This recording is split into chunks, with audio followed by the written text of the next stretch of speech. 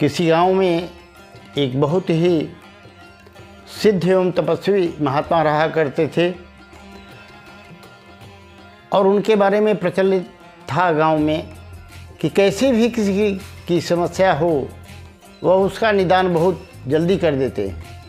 उसी गांव में एक बालक रहता था, युवक, जो कि अपने कर्तव्य कर्मों पर ध्यान नहीं देता था और किस्मत को कोसते हुए रात दिन चिंतित पड़ा रहता था। घर वाले भी उसे इज्जत नहीं देते थे इसलिए कि वह कुछ करता नहीं था। गांव वाले भी उस पर हंसते थे कि अकर्मण्य है, जिससे वह बहुत परेशान हो गया था। अचानक एक दिन वही महात्मा जी उसके गांव में भिक्षा के लिए आए तो वह दौड़ करके उनके पास गया और उसने कहा कि मैंने सुना है आप किसी की कैसी भी समस्या हो उसका बड़ी जल्दी हल बता देते हैं। तो मेरी भी एक समस्या है कि मैं समस्या से ग्रस्त हूँ और गांव वाले और परिवार वाले मेरी कोई इज्जत नहीं करते। मैं कोई काम नहीं कर पा रहा हूँ और किसी काम में सफल नहीं हो रहा हूँ और सफलता कैसे मिलेगी, इस समस्या का मेरा समाधान करने की कृपा करें। तो गुरुजी ने कहा कि ऐसा करो, तुम पहले मेरी कुटिया पर चलो मेरे साथ, उसके बाद हम आपकी समस्या का हल बताएंगे। अब उस महात्मा के साथ वह कुटिया पर चला गया। गुरुजी उसको लेकर के एक गुफा के पास गए और कहा चलो गुफा का सैर हम लोग करते हैं। और गुफा में जैसे ही अंदर घुसे वह बालक को छोड़ करके महात्मा जी बाहर आ गए और बाहर से एक पत्थर की बहुत बड़ी शिला रख दी और स्वयं बाहर आ गए। अब वह बालक गुफा में बिल्कुल अंधेरा था, कुछ भी दिखाई नहीं पड़ रहा था, बड़ा परेशान हो गया। अंदर अंदर गुरु के ऊपर भी गुस्सा करने लगा कि गुरु जी मुझे मारने का प्लान तो नहीं बना लिए हैं, ये कैसे महात्मा हैं। वह बहुत परेशान था और विचार कर रहा था कि मैं क्या करूं। और तभी वह सोच रहा था कि मैं यहाँ से कैसे निकलूं। सोचते सोचते उसे थोड़ी सी सूर्य की किरण कुछ ऊंचाई पर आती हुई दिखाई पड़ रही थी, प्रकाश। और वह समझ गया ये सुरंग है, यहाँ से प्रकाश आ रहा है, इससे निकला जा सकता है। पर वो ऊंचाई पर थी। उसने ध्यान लगाया, सोचा यहाँ रहूँगा तो मैं मर जाऊँगा, किसी तरह से नहीं बचूँगा। उसने अपना पूर्ण मन को एकाग्र करके उस गुफा सुरंग तक पहुँचने का प्रयत्न चालू किया और अंत में कई बार गिरने के बाद वह सफल हो गया और सुरंग को पा गया और सुरंग से किसी तरह से बाहर आ रहा था। गुरु के प्रति उसके मन में विचार अच्छे तो नहीं थे, पर वह काफ़ी थक चुका था। और ऊपर जब आया तो देखा तो गुरु जी खड़े थे। उन्होंने हाथ बढ़ाया और हाथ बढ़ा करके उसका हाथ पकड़ के बाहर निकाल लिया। अब गुरु जी ने जब उसका हाथ पकड़ के बाहर निकाल लिया तो बोले ये तुम्हारी समस्या का हल है। उसने कहा मुझे मेरे समझ में नहीं आया ये गुरु जी ये कैसा हल है। तब महात्मा ने बताया कि देखो जब तुम सुरंग में थे और तुम फंसे हुए थे और तुम ये सोच रहे थे कि मुझे कोई सहारा नहीं है, कोई रास्ता नहीं है, तो तुमने अपने मन को एकाग्र किया और एकमात्र ये निश्चित किया कि मुझे किसी न किसी प्रकार उस सुरंग को पाना है जो जहाँ से खड़ा हूँ उससे काफ़ी ऊंचाई पर है, मैं पहुँच भी नहीं पाऊँगा। पर तुमने प्राण से पहुँचने का प्रयास किया, अर्थात अपने मन को एकाग्र किया और तुम उस सुरंग तक आए और आकर के बाहर आ गए। वरना उस गुफा में जो कीड़े मकोड़े थे उन्हें देखकर ही तुम डर जाते और वहीं पर तेरी मृत्यु हो जाती। इसी तरह ये संसार है, यहाँ समस्याओं का जाल बिछा हुआ है। इन समस्याओं से बचने का एकमात्र रास्ता है कि तुम्हारा जो ध्येय है, तुम्हारा जो लक्ष्य है, उस पर अपना मन एकाग्र करो और उसे प्राप्त करने के लिए प्राणपण से जुट जाओ। किसी की भी मत परवाह करो। कोई कुछ भी कहता है, संसार में तो लोग कहते ही रहते हैं। किसी की सफलता मत देखो कि वह सफल हुआ कि असफल हुआ। कोई मुझे बुरा कह रहा है कि भला कह रहा है, ये सब मत देखो। ये मन की एकाग्रता ही सफलता का कुंजी है। अर्जुन भी द्रौपदी को तभी प्राप्त कर सका था जब उसने अपनी एक आंख बंद करके पूरी एकाग्रता से जल में मछली की आंख को देख रहा था। उसे केवल मछली की आंख दिखाई दे रही थी, तो वह लक्ष्य भेद कर पाया था। तो जीवन में सफलता पाने के लिए और सम्मान पाने के लिए, यश कीर्ति पाने के लिए, अर्थात ऊंचाई पर स्थापित करने के लिए अपने को ही संभालना होगा, अपने को एकाग्र करना होगा, लोगों की चिंता छोड़ देना होगा। लोग क्या कह रहे हैं इस बात को भुला देना होगा। वह बालक बड़ा प्रसन्न हुआ और उसने अपना एक लक्ष्य बनाया कि आज से मैं कुछ न कुछ अवश्य करूँगा, और वह जाकर के अपने कार्य में लग गया। और जब कार्य में लग गया, सफलता धीरे धीरे आने लगी, व्यापार चल पड़ा, तो उसके काफ़ी मित्र हो गए। अब सभी मित्र उसकी वाह करते थे, परिवार वाले भी उससे खुश रहने लगे और वह बड़ा व्यापारी बन गया। तो गुरुजी के पास एक बार फिर गया, तो गुरुजी ने बताया कि देखो, तुम्हें जब असली दुख आए तो मेरे पास आना, मैं तुम्हें बताऊंगा। उसने कहा ठीक है गुरुजी। और वह पुनः आया, तो उसके मित्रों ने सलाह दिया कि तुम थोड़ा सा व्यापार साल भर किए, इससे तुम इतनी सफलता हासिल किए, और अगर और ज़्यादा प्रयास करोगे तो पूरे इस राज्य के बड़े व्यापारी बन जाओगे, तो तुम्हें राजा भी सहायता मांगने आएगा, तुम्हें सम्मान देगा। अब लोगों के कहने पर, वह मित्रों के कहने पर, जो कि वास्तविक मित्र उसके नहीं थे, ये आगे स्पष्ट हो जाएगा, वह कुछ व्यापार बढ़ाने के लिए जल्दबाजी में अपने सामान में मिलावट करने लगा।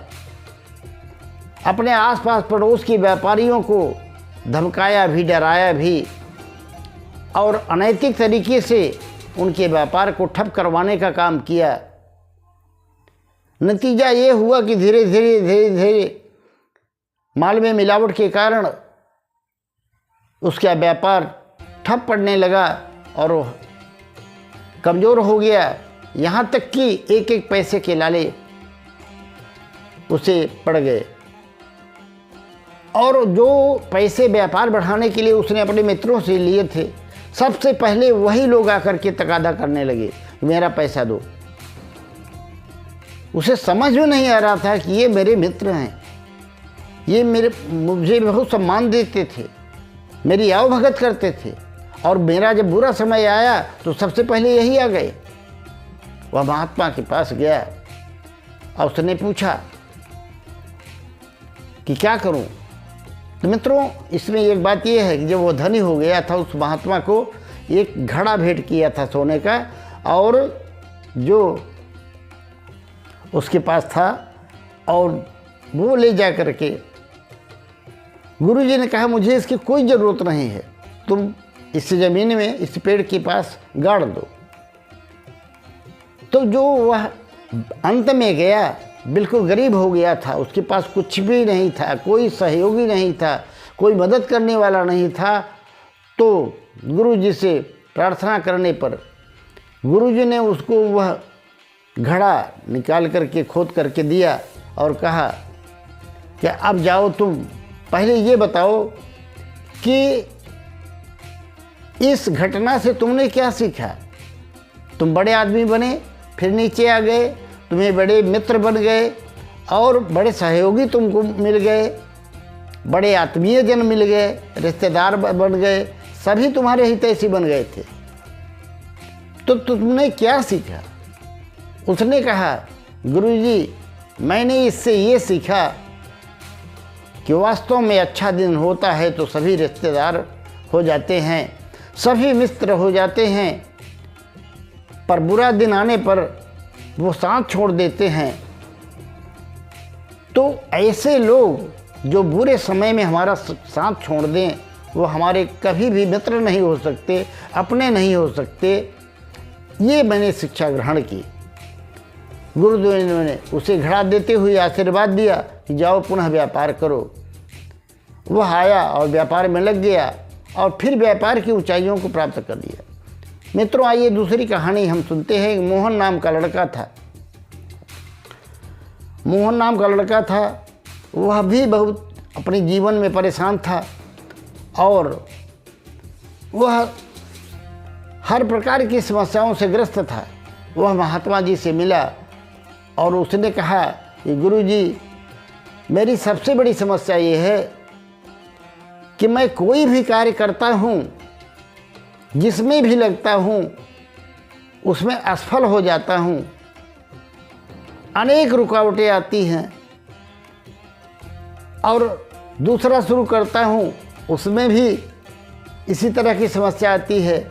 मैं सफल नहीं हो पा रहा हूँ अपने कार्य में, मेरा मार्गदर्शन कीजिए, मेरी समस्या का हल कीजिए। तो गुरुजी ने कहा कि देखो, जब तुम्हें सच्चा दुख आए तब मेरे पास आना, अभी तुम जाओ।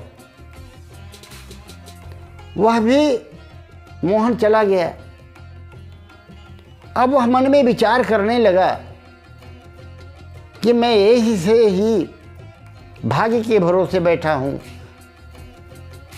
सोचता रहता हूँ सब कुछ और कार्य करता भी हूँ, तो असफल क्यों हो जाता हूँ।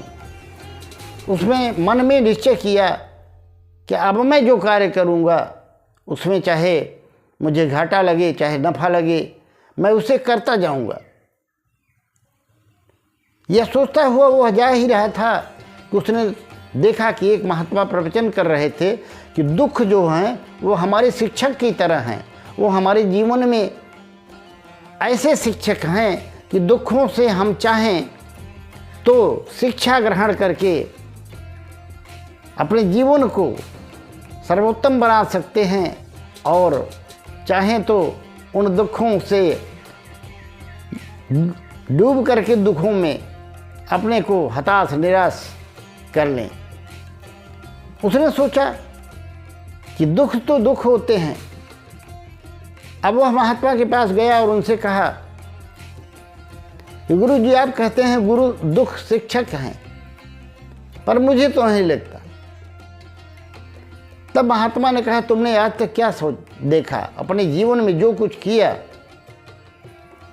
और तुम दुखी होते रहे, क्या कुछ अस्थाई है? वो आए और चले गए। दुख और सुख एक मन की मान्यता है, वो जो हमारी मनुष्य की इच्छाओं पर निर्भर करता है। और सबसे बड़ी समस्या तुम्हारी क्या है? दुख शिक्षक हैं। जब भी दुख आए, असफलता आए, तो उनसे सीख लो कि हमको इससे दुख मिला तो हम क्या करें कि दुख से निजात पाएं।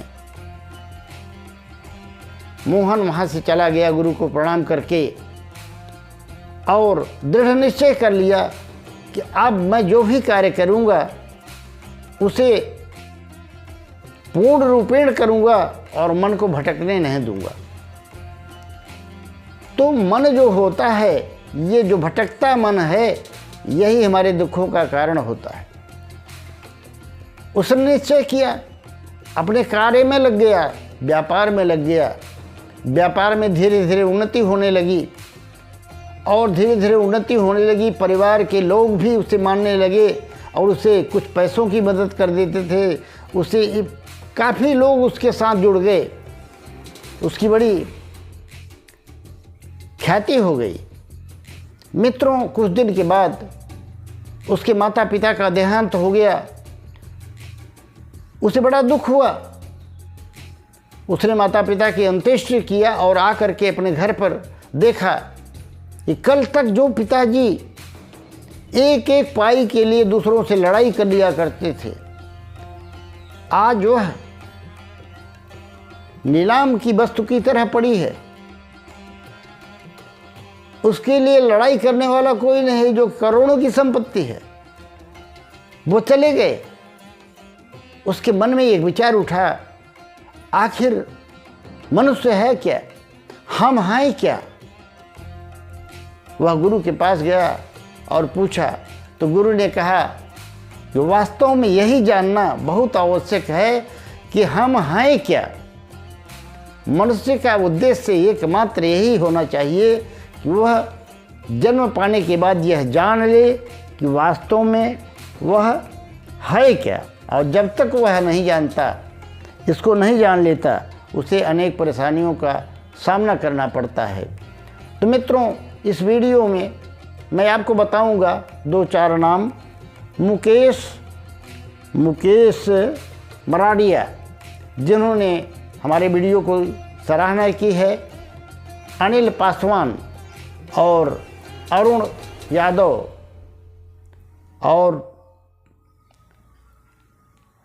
प्रियंका चोपड़ा, ऐसे लोगों ने वीडियो को लाइक करके सजेशन दिया है और सराहना की है।